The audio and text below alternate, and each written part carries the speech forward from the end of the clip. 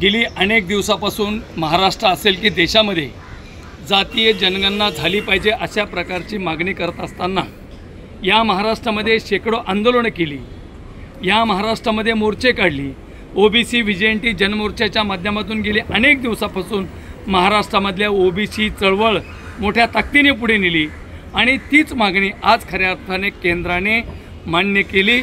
आणि केंद्राने मान्य केलेले असताना देशाचे पंतप्रधान नरेंद्र मोदी साहेबांचं मी मनापासून आभार व्यक्त करतो।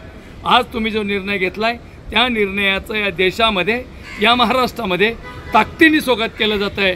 आणि आता खऱ्या अर्थाने जातनिहाय जनगणना झाल्यानंतर प्रत्येक जातीला किती लोकसंख्या आहे, माझी एवढी आहे, माझी तेवढी आहे, हे सगळं बंद होईल। आणि जातीय